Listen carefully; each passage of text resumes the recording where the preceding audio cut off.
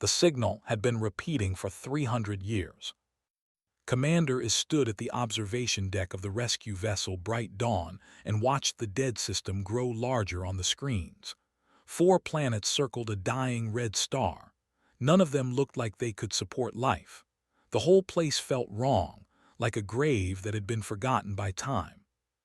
"Commander, we are entering the quarantine zone," his navigation officer reported. The young male looked nervous. His blue skin had turned a shade lighter, which happened when his species felt fear. "I am aware," is said. He kept his voice calm. A good commander never showed worry in front of his crew. "Continue on course."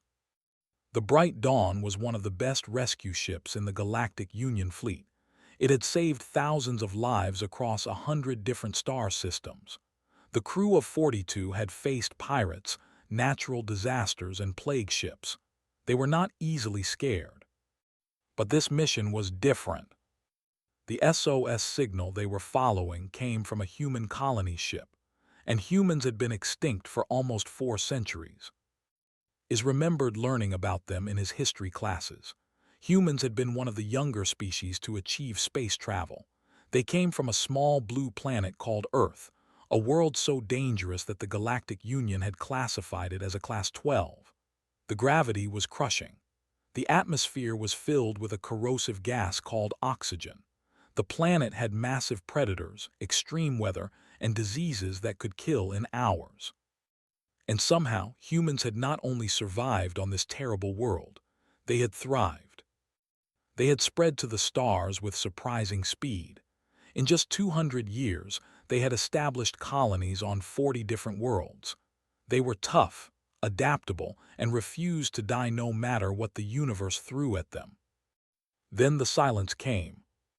No one knew exactly what happened. One day, all human signals simply stopped. Their colonies went dark. Their ships disappeared. Search parties found empty worlds with no bodies, no signs of battle, nothing to explain where billions of humans had gone. The Galactic Union had investigated for decades. They found no answers. Eventually, they declared humanity extinct and closed the matter. The human worlds were quarantined, marked as forbidden zones that no ship should enter. That was 312 years ago. And now, an automated monitoring station had detected an SOS signal from this dead system, a signal that matched human communication codes. "It is probably just an old beacon," is told himself. Some piece of ancient technology that had kept running long after its makers had vanished. There was no reason to think anything else. But the Galactic Union took all distress signals seriously, even ones from extinct species. "Commander, I am picking up debris ahead," the sensor officer announced. Her name was, and she was a species known for their excellent eyesight and attention to detail. Her 4 eyes were fixed on her console with intense focus. Large metallic objects scattered across a wide area. "Show me," is ordered. The main screen changed to show a field of broken metal floating in the darkness of space. Is felt his heart sink as he recognized the shapes: hull plates, engine parts, the remains of a massive ship that had been torn apart. "That is the source of the SOS, confirmed. The signal is coming from what appears to be the main section of a colony ship, human design, matching records from before the silence." Is stared at the wreckage. The colony ship must have been enormous when it was whole. Even in pieces, it stretched across several kilometers of space. Whatever had destroyed it had done so with terrible force. "Any life signs?" he asked. Was quiet for a long moment. Her 4 eyes moved rapidly as she studied her readings. "Negative, Commander. No life signs detected. No power signatures except for the emergency beacon." "Then we go in," is decided. "Prepare a boarding team. We will search the wreckage and recover whatever we can. The Union will want to know what happened here." The Bright Dawn moved slowly through the debris field. The crew watched in silence as pieces of the dead ship drifted past their windows. Some of the wreckage was clearly very old. It was covered in dust and small impact craters from centuries of floating through space. But other pieces looked newer, fresher, as if something had disturbed them recently. Is tried not to think about what that might mean. The boarding team assembled in the shuttle bay. 6 crew members in full environmental suits, equipped with lights, scanners, and emergency medical supplies. Is had chosen to lead the team himself. He did not feel right sending his people into danger while he stayed safe on the ship. "Remember your training," he told his team as they boarded the shuttle. "We do not know what we will find over there. Stay together, stay alert. If anything feels wrong, we leave immediately." The shuttle launched from the bright dawn and crossed the gap to the wrecked colony ship. Up close, the damage was even more impressive. Great holes had been torn through the hull. Entire sections were missing, ripped away by some unimaginable force. "What could do this?" whispered one of the team members, a young named Pax. His voice shook slightly. "I do not know," Is admitted, "and that is what worries me." They found an airlock that was still intact and managed to force it open. The shuttle's lights cut through the darkness inside the ship, revealing long corridors filled with floating debris. The artificial gravity had failed long ago. Everything drifted in the silence. Is activated his suit's magnetic boots and stepped onto the metal floor. The boots locked into place with a soft click. He pulled himself forward, moving deeper into the ship. The walls were covered with strange markings.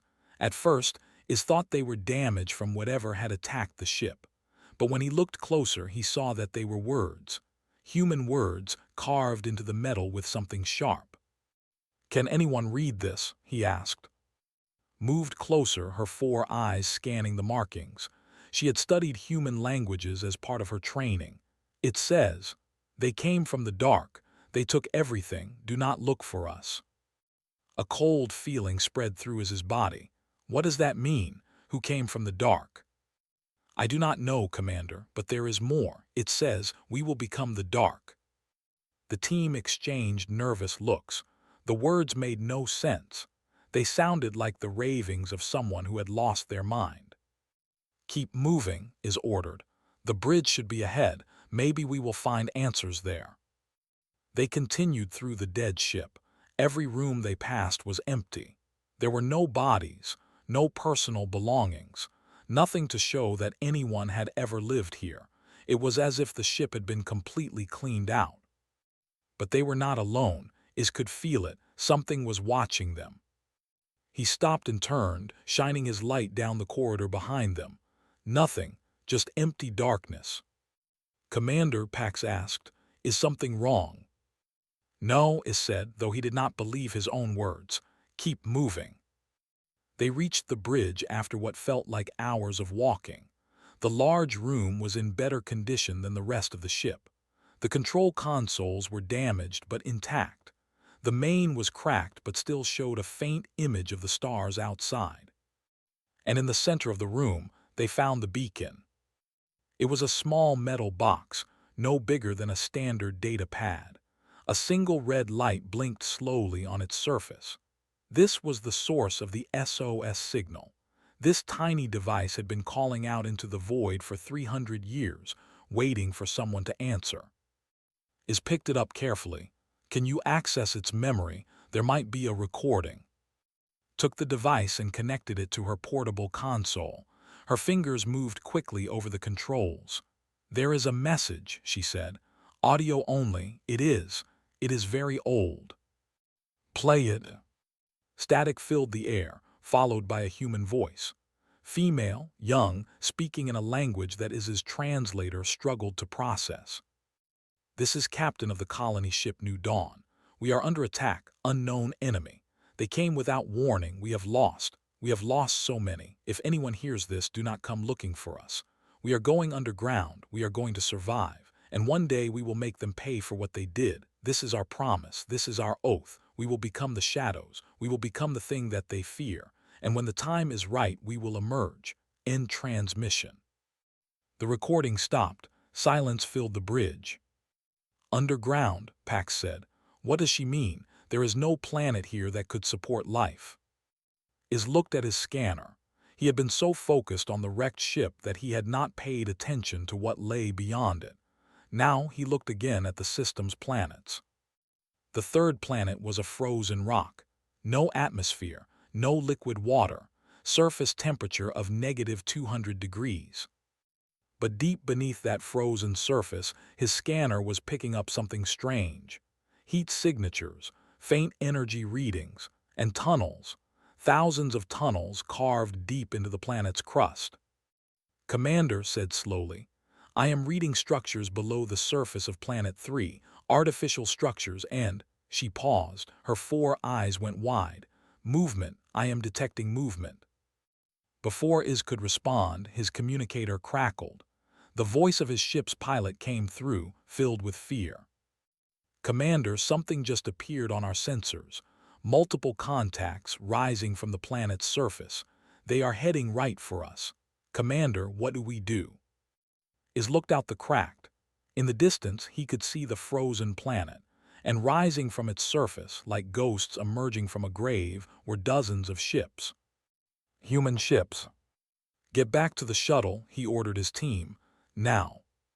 They ran, but even as they fled through the dark corridors of the dead ship, Iz knew the truth. They had found what happened to humanity. And humanity had found them. Watch the aliens run. She was hidden in the walls of the old ship, tucked into a space between 2 metal plates that no alien would think to look.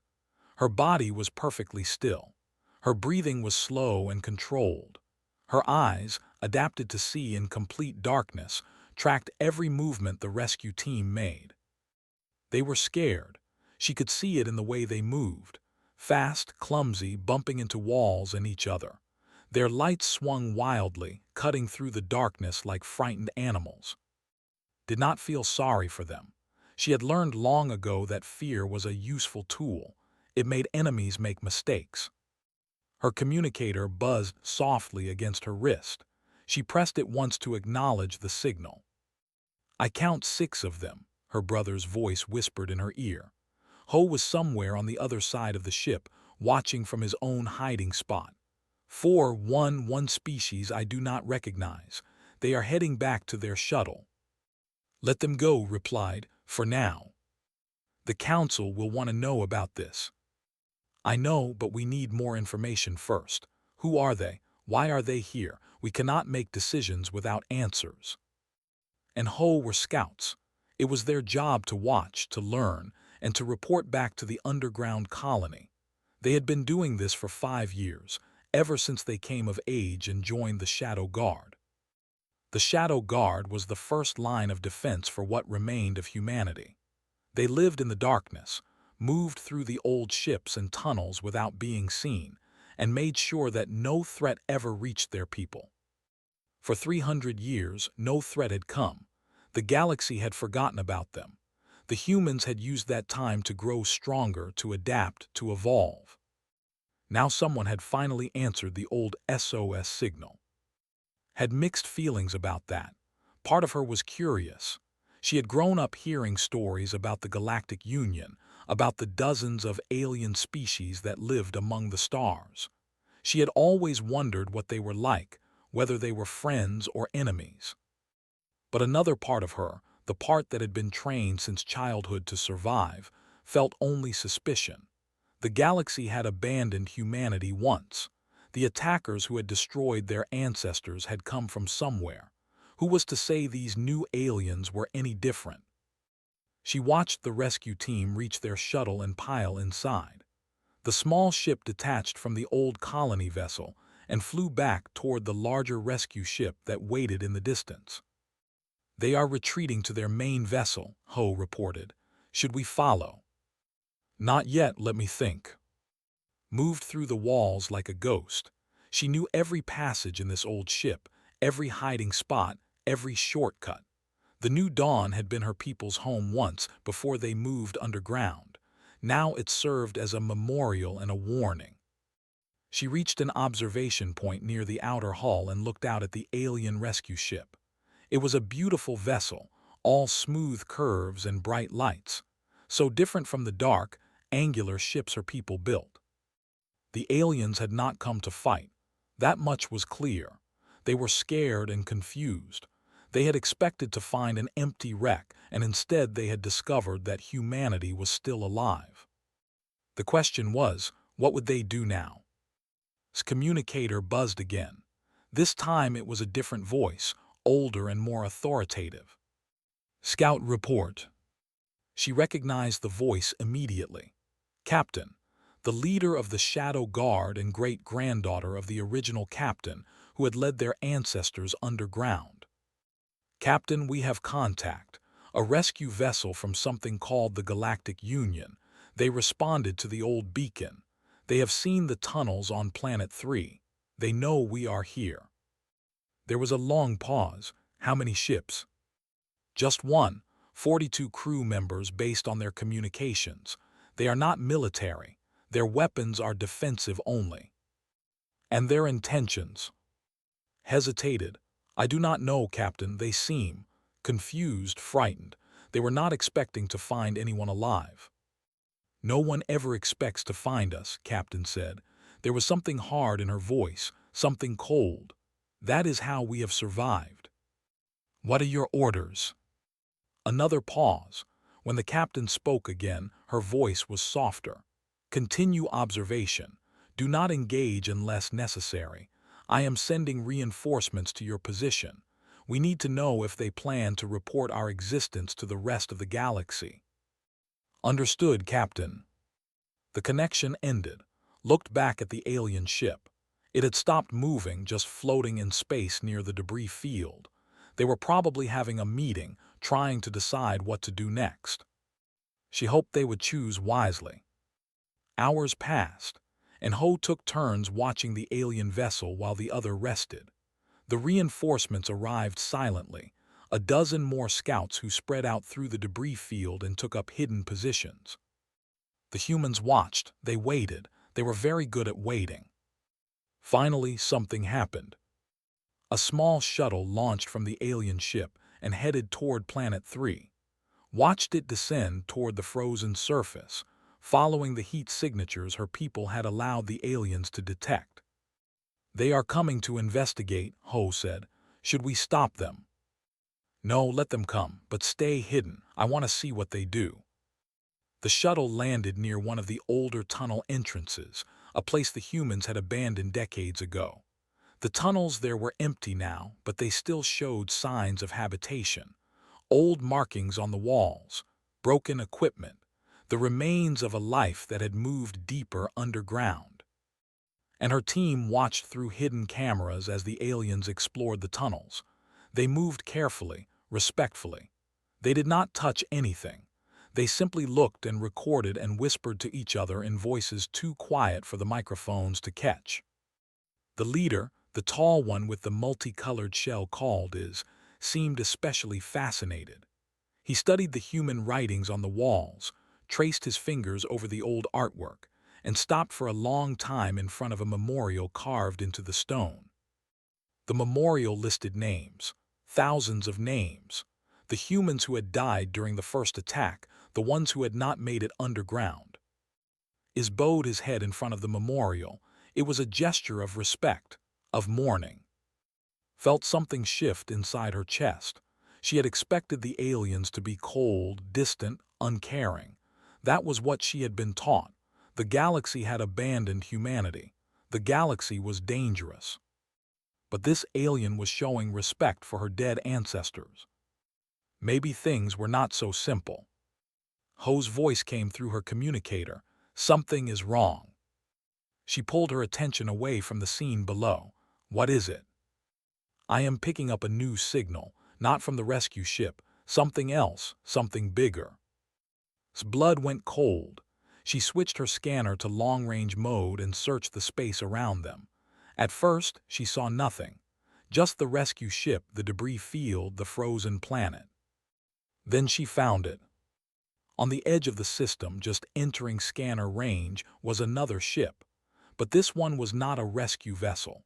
It was massive, dark, and covered in weapons. And recognized its design. 300 years ago, Ships just like that one had attacked the New Dawn. They had killed tens of thousands of humans.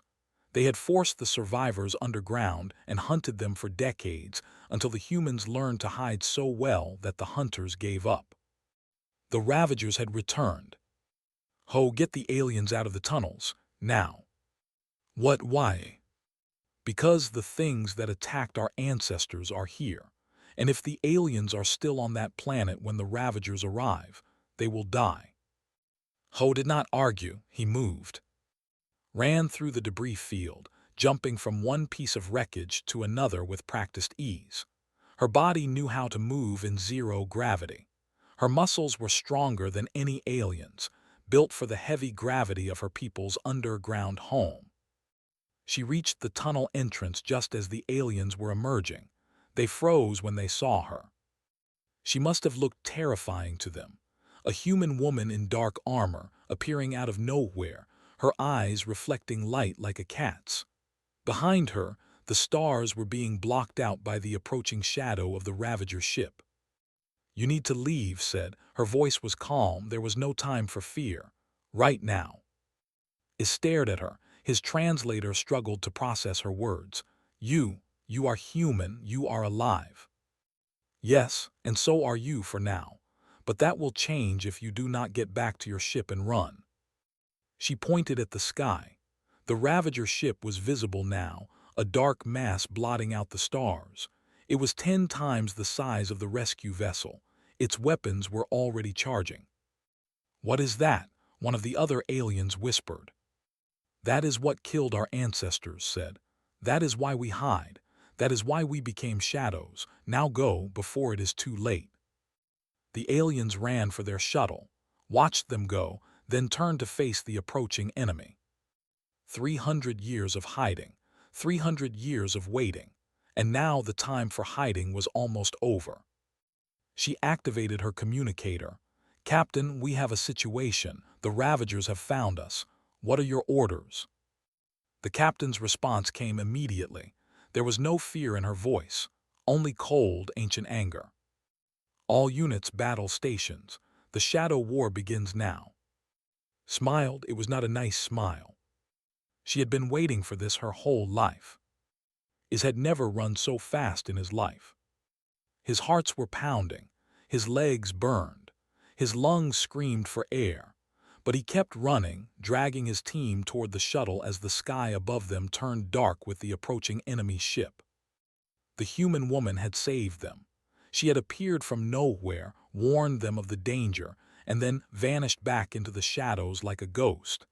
Is had 1,000 questions for her, but survival came first. "Everyone inside," he shouted as they reached the shuttle. "Go, go, go." They piled into the small craft. Pax slammed the hatch shut behind them. The pilot, a nervous named Bo, already had the engines running. "Get us back to the bright dawn," is ordered. "Maximum speed." The shuttle lifted off and shot toward the rescue ship. Through the windows, Is could see the enemy vessel more clearly now. It was enormous, easily the size of a small moon. Its hull was black and covered with strange patterns that seemed to move and shift in the starlight. And it was already firing.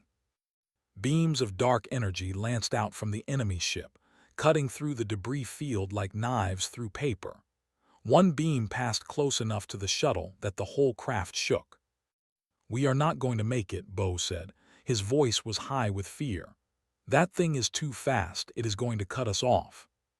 Is watched the enemy ship move. Bo was right. The creature was positioning itself between them and the bright dawn. In seconds, they would be trapped. Then something happened that Is would never forget. From the debris field, from the surface of the frozen planet, from 100 different hiding spots, human ships emerged. They were small compared to the enemy vessel, dark and angular, built for stealth rather than combat, but there were so many of them. Dozens, hundreds. They rose from the shadows like a swarm of angry insects. And they attacked. The human ships moved in patterns that made no sense to Is. They wove between the enemy's weapons fire, dodging beams that should have been impossible to dodge. They struck at the enemy vessel from every angle, hitting weak points with surgical precision. The enemy ship tried to fight back, but it was like trying to swat a cloud of gnats. The humans were too fast, too unpredictable, too coordinated. "By the ancestors," whispered. She was staring out the window with all four of her eyes wide. "They are magnificent." The path to the bright dawn was clear now. Bo did not need to be told twice. He pushed the engines to their limit, and the shuttle shot across the gap to the rescue ship. They docked hard, the shuttle bouncing off the bay floor before coming to rest. Iz did not wait for a smooth landing. He was out of his seat and running for the bridge before the ship had even stopped moving. "Status report," he demanded as he burst onto the bridge. His first officer, a calm named Min, turned to face him. "The human ships are engaging the enemy. They have drawn its attention away from us. We have a window to escape." "Then why are we not moving?" Min hesitated. "Commander, if we leave now, we abandon the humans to face that monster alone. They saved us. We cannot just run." Iz stopped. He looked at the main screen where the battle was still raging. The human ships were taking damage now. Several had been hit by enemy fire. They were still fighting, still protecting the bright dawn, but they could not last forever. "What do you suggest?" he asked. "We are not a warship," Min said, "but we are not helpless either. Our shields are strong. Our engines are fast. We could provide support, draw some of the enemy's fire, give the humans a better chance." It was madness. The bright dawn was a rescue ship, not a combat vessel. Going against that enemy was suicide. But the humans had risked everything to save them. Iz could not forget the woman's eyes, the way she had looked at him when she told him to run. There had been no hate in her gaze, only determination. "Do it," he said. "All power to shields and engines. Let us show these humans what the Galactic Union is made of." The bright dawn surged forward. The enemy ship noticed them immediately. Weapons fire turned away from the human vessels and focused on the rescue ship instead. The bright dawn shook as beams struck her shields. But the shields held, and while the enemy was distracted, the human ship struck harder than ever. One human vessel in particular caught Iz's attention. It was larger than the others, its hull marked with patterns that might have been writing. It moved with a grace that seemed almost alive, dancing through the enemy's fire like it was performing some ancient ritual. The human commander, it had to be. A communication signal appeared on the console. Iz accepted it. A face appeared on screen. A human face, female, with dark eyes and gray hair. She was older than the woman who had warned them on the planet, but she had the same look of cold determination. "This is Captain of the Shadow Fleet," the woman said. "You should not have stayed." "We do not abandon those who help us," Iz replied. "It is against everything we stand for." Captain was silent for a moment. Something shifted in her expression. Surprise, perhaps, or respect. "The enemy ship is a Ravager scout.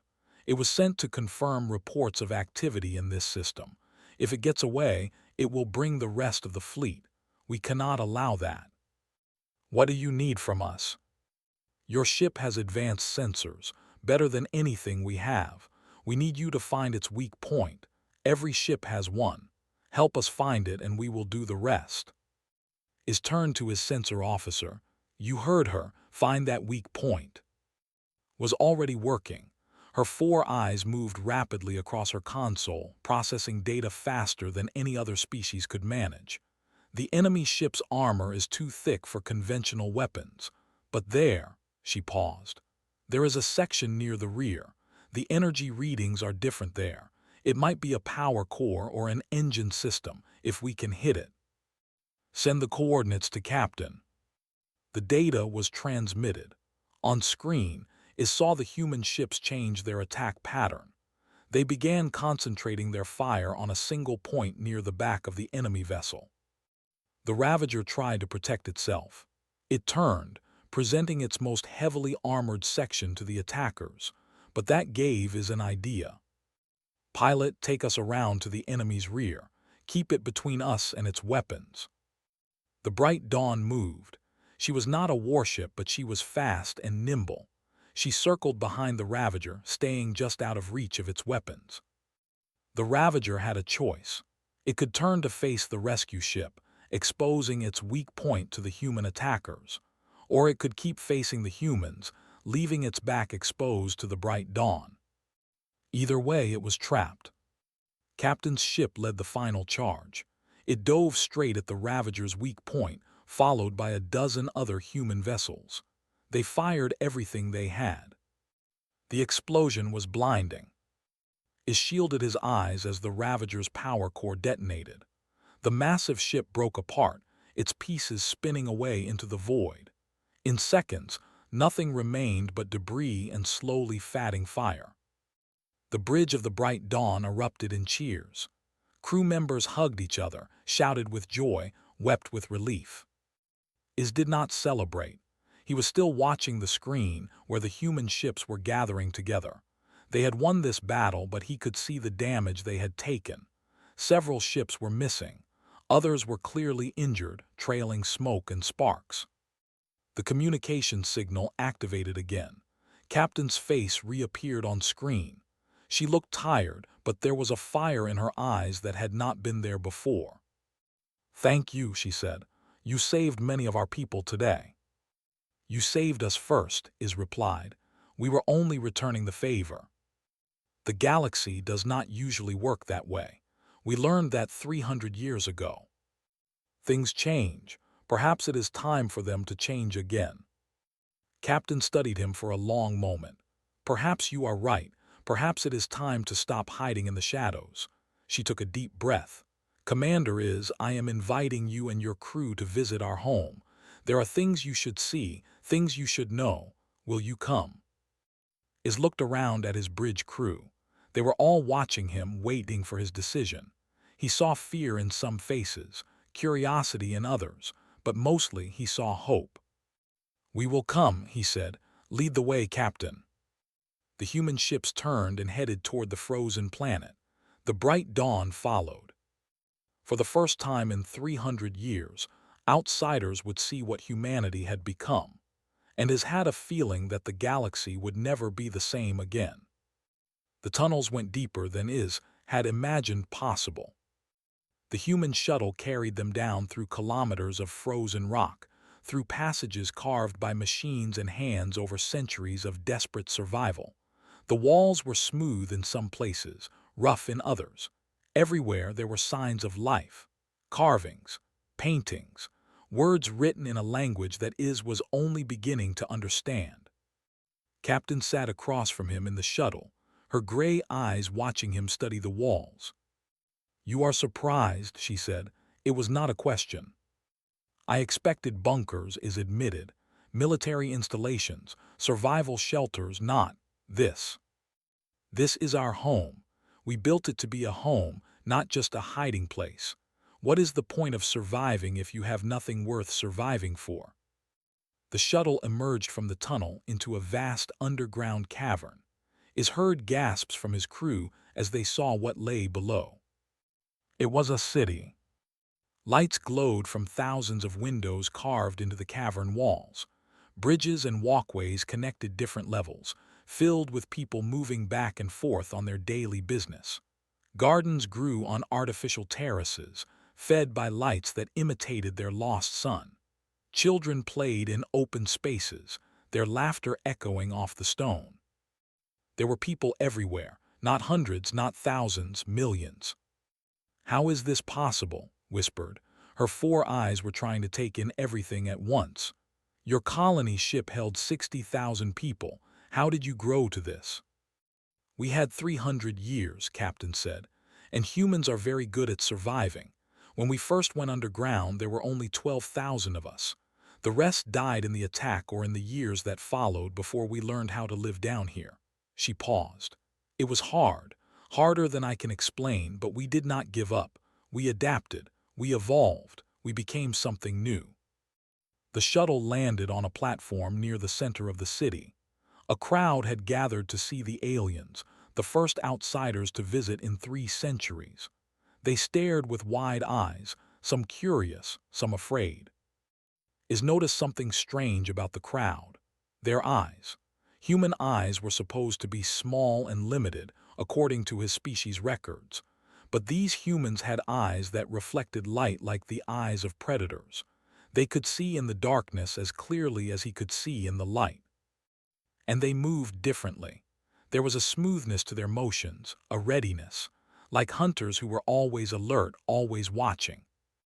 "Your people have changed," he said to Captain. "We had to. The darkness was our only protection, so we learned to live in it, to love it, to become part of it." She gestured for him to follow. "Come, there is much to show you." They walked through the city on foot. Captain explained everything as they went. The hydroponic gardens that provided food, the geothermal systems that gave them power, the schools where children learn not only history and science, but also stealth and combat. "Every child learns to fight," the captain said. "Every child learns to hide. It is not cruelty, it is love. We teach them because we want them to live." They passed through a military district where soldiers trained in dark rooms, practicing movements so quick that his could barely follow them. They visited a factory where sleek ships were being built, designed for speed and silence. And they came to a memorial hall. The hall was enormous, its walls covered from floor to ceiling with names. Is recognized the style. It was like the memorial they had found in the old tunnels, but much larger. Thousands of names, tens of thousands. "The dead," Captain said softly. "Everyone we have lost since the attack. Every parent who did not live to see their children grow up. Every child who died before they had a chance to live." She stopped in front of a section of the wall near the entrance. The names there were older than the others, carved 3 centuries ago. "The first captain is here, my great-grandmother. She led our people underground and kept them alive through the worst years. She died protecting a group of children from Ravager scouts who had found one of our tunnels." The current captain touched the carved name gently. She was 34 years old. Is was quiet for a long moment. The weight of history pressed down on him, so much death, so much suffering, and the galaxy had known nothing about it. "Why did you never call for help?" he asked. "The Galactic Union could have sent ships. We could have." "Could have what?" Captain's voice was sharp. "Saved us. Where was the Galactic Union when the Ravagers came? Where was the galaxy when our ancestors were dying by the millions?" "We did not know." "No, you did not look." The captain's eyes were hard. "We sent the SOS signal. We called for help. No one answered, so we stopped asking. We learned to save ourselves." The accusation hung in the air. Is could not deny it. The Galactic Union had given up on humanity. They had declared the species extinct and moved on with their lives. They had not tried hard enough. "I cannot change the past," Is said finally. "But I can try to change the future. Tell me about the Ravagers. Tell me why they attacked you." Captain was quiet for a moment. Then she nodded, as if he had passed some kind of test. "Come, there is one more thing you must see." She led him to a chamber deep in the heart of the city. The room was heavily guarded, its entrance protected by armed soldiers and security systems. Inside, there was a single object, a piece of wreckage from a Ravager ship, held in a containment field. "We captured this during the first attack," Captain explained. "It took us decades to understand it. The Ravagers are not a species. They are not even alive in the way we understand life. They are machines." Is stared at the wreckage. It did look mechanical now that he examined it closely. Dark metal covered with circuitry that pulsed with a faint, evil light. "They were created by a species that died long before any of our peoples achieved space travel," the captain continued. "Their creators are gone, but the machines remain. They travel the galaxy, destroying any organic life they encounter. No one knows why. Perhaps their programming has become corrupted. Perhaps they were always meant to be weapons of extinction. And they attacked humanity." They attacked many species, but humans were different. We did not die fast enough. We did not accept defeat. We fought back even when it was hopeless. We hid, we survived, we kept fighting. It made them angry.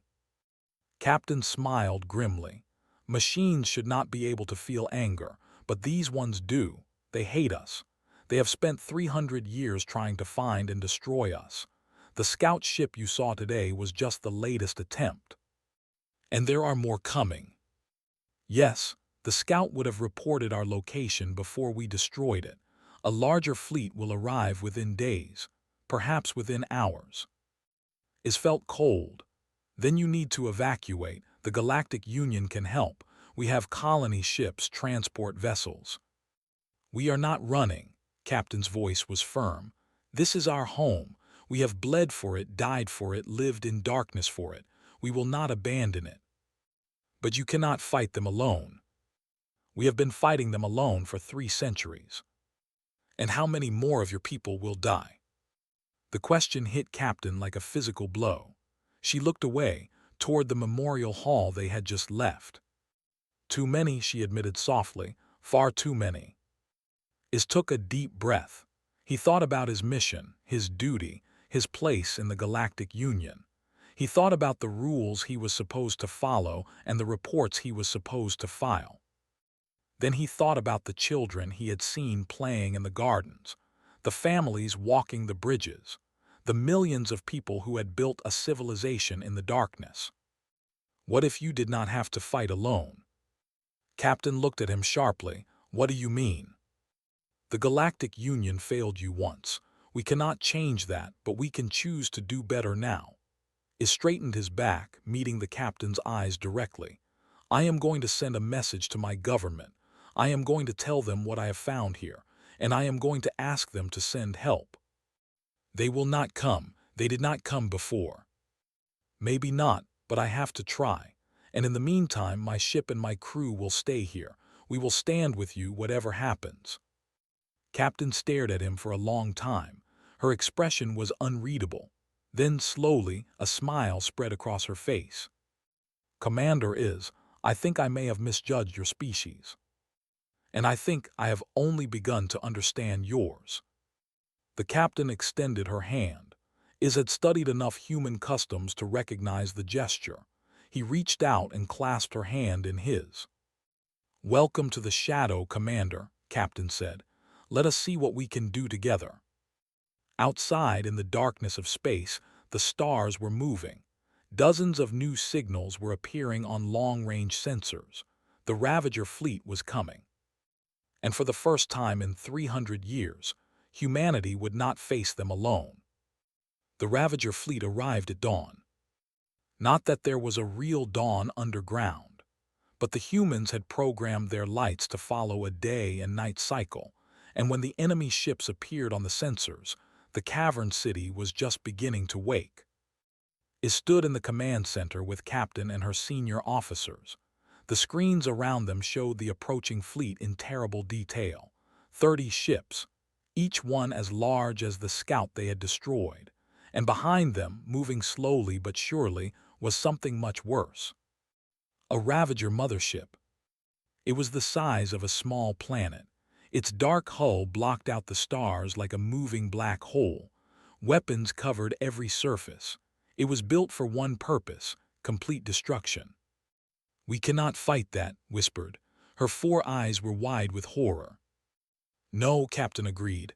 We cannot, not directly. She turned to face her officers. Was there, standing silently in the shadows. Her brother Ho stood beside her. They both looked calm, ready, like soldiers who had been preparing for this moment their entire lives. All units to battle stations, Captain ordered. Phase 1 begins in 20 minutes. May the shadows protect us all. The officers scattered to their posts. Watched them go, then turned to the captain. What is Phase 1? Captain smiled.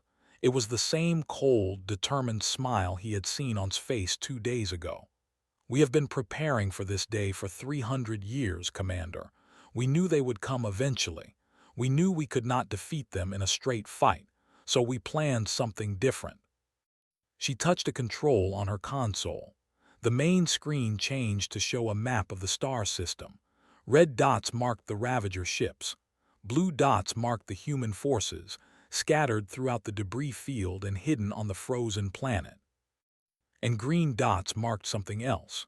Thousands of green dots positioned all around the system, in places it had not noticed before. What are those? Mines, traps, weapons we have been building and hiding for centuries. The Ravagers think they are coming to attack a colony. They have no idea they are walking into a killing ground. The Ravager fleet moved deeper into the system. They came in formation, confident, expecting no real resistance. Why would they?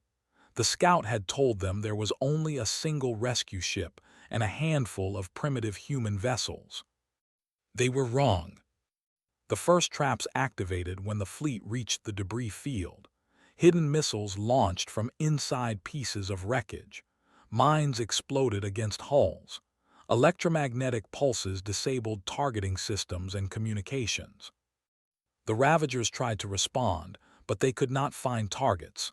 The human ships were invisible, hidden among the debris, striking and retreating before the enemy could track them. It was not a battle, it was a hunt. Is watched as human pilots used the debris field like a weapon. They led Ravager ships into clusters of mines. They tricked them into firing on their own allies. They struck at the gaps in armor that the Bright Dawn sensors had identified. And through it all they were singing. Is had not expected that, but he could hear it on the open communication channels. Human voices, raised in song. Battle hymns that had been passed down for 300 years. Songs about darkness and light, about death and survival, about a species that refused to die. The Ravager fleet was taking heavy losses. 10 ships were already destroyed or disabled, but the mothership kept coming. It was too big for the mines to damage seriously, and when it reached weapons range, it would turn the entire planet into dust. Phase 2, Captain announced. All shadow units disengage and return to base. Evacuation teams begin transport of civilians to secondary locations. Commander is, I need your ship. What do you need us to do? The mothership has one weakness. Its main power core is located in the center of the vessel, protected by layers of armor. But there is a path, a series of maintenance tunnels that lead directly to the core. Captain's eyes were hard. We are going to fly a strike team into the heart of that thing and destroy it from the inside. Is felt his heart skip a beat. That is suicide. Maybe, but it is our only chance. The captain paused. I am leading the strike team myself, but I need someone to guide us in. Your sensors are better than anything we have. You are the only one who can find the path through that ship. Is looked at the mothership on the screen. It was death made metal, a monster from the darkness of space. Flying toward it was madness. But what choice did he have? He said, You are the best sensor operator I have ever known. Can you find a path through that ship? Was quiet for a moment, then her 4 eyes narrowed with determination. I can try. Then try, we are going in. The Bright Dawn launched from the planet's surface, followed by a dozen human strike ships. Captain's vessel took the lead, and Ho were with her, along with the best pilots in the Shadow Fleet. The mothership saw them coming. It turned its weapons on them, filling space with deadly fire. But the human pilots were too good. They wove through the beams like dancers, following paths that seemed impossible. And was magnificent. She sat at her console, her 4 eyes moving faster than his could follow. She processed sensor data in real time, finding gaps in the mothership's defenses that no one else could see. Left 30 degrees. There is an opening in the hull plating. You can fit through if you angle correctly. Avoid that section. The energy readings are too high. It is a trap. There, that tunnel. It leads to the secondary cooling system. From there, you can reach the main power core. The strike team followed her guidance, diving deeper into the mothership. The human ships were damaged, some barely able to fly. but they kept going. Finally, they reached the core chamber. It was a vast space, filled with pulsing energy. The power core itself was a sphere of dark light, crackling with lightning that arced across the walls. It was beautiful and terrible at the same time. "We are in position," Captain announced. Her voice was calm, deploying the charges. Human soldiers emerged from their ships, carrying explosives that had been designed specifically for this moment. They attached the charges to the core, working quickly and efficiently. But the Ravagers were not going to let them finish. Defensive drones flooded into the chamber, firing at the humans. The soldiers fought back, but they were outnumbered. People started falling. "We need more time," Captain shouted. Can you do anything?" Is looked at his console. The Bright Dawn was not a warship. She had no offensive weapons, but she had one thing that might help. "Can we overload our shield generators? Create an electromagnetic pulse?" "Yes, but it would destroy our shields completely. We would be defenseless." "Do it." Hesitated for only a moment, then she went to work. The Bright Dawn's shields flared and then exploded outward in a wave of energy. Every drone in the chamber was fried instantly. Their metal bodies fell to the ground, smoking and useless. "Charges set," one of the human soldiers reported. "We are ready to detonate." "Everyone back to your ships," Captain ordered. "We have 60 seconds." The strike team ran. Ships launched from the chamber, racing back through the tunnels they had come through. Behind them, the charges began their countdown. Is pushed the Bright Dawn's engines to their absolute limit. The ship groaned and shook, but she flew. Behind them, the mothership's interior was starting to collapse as the power core became unstable. They burst out of the mothership just as the explosion happened. It was like watching a star die. The mothership broke apart from the inside, great cracks appearing in its hull as fire poured out. The remaining Ravager ships tried to flee, but the explosion caught them too. In seconds, it was over. The Ravager fleet was destroyed. The mothership was a cloud of debris spreading slowly through space. The frozen planet below was safe. And humanity had won. The communication channels erupted with cheering. Human voices celebrated their victory, shouting and crying and singing. On the Bright Dawn's bridge, Iz's crew joined in, hugging each other and laughing with relief. Captain's face appeared on screen. She looked exhausted, but she was smiling. "We did it," she said. "We actually did it." "You did it," Iz corrected. "Your people, your plan, your courage, we just helped." "That is not true, and you know it. We could not have done this without you." The captain paused. "Commander, when you send your message to the Galactic Union, I want you to include something from me. A message from the humans." "What do you want to say?" Captain thought for a moment. Then she straightened her back and looked directly into the camera. "Tell them that humanity is not extinct. Tell them that we have been waiting in the shadows, growing stronger, preparing for the day we would emerge. Tell them that we are ready to take our place among the stars again." She smiled. "And tell them that any enemy who threatens innocent life will face the full fury of Earth's children. We have learned how to become the darkness, and we are not afraid of anything anymore." Iz nodded slowly. "I will tell them." "Good," Captain's smile softened. "And tell them one more thing. Tell them that they have friends among the shadows. If they ever need help, all they have to do is call." Far away, in the halls of the Galactic Union, the message was received. And across 1,000 worlds, species who had long forgotten about humanity began to remember. They whispered stories about the who had survived impossible odds. They wondered what would happen now that the shadows had come to life. The galaxy would never be the same. And deep in the tunnels of a frozen planet, a woman named looked up at the stars for the first time in her life and smiled. The shadows had become the light. And it was only the beginning.